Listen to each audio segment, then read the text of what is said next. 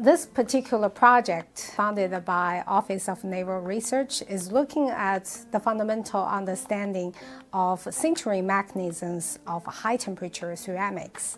And we are using a very unique method called the flash sintering method. This method will allow much lower sintering temperature and faster sintering speed compared to the conventional sintering method.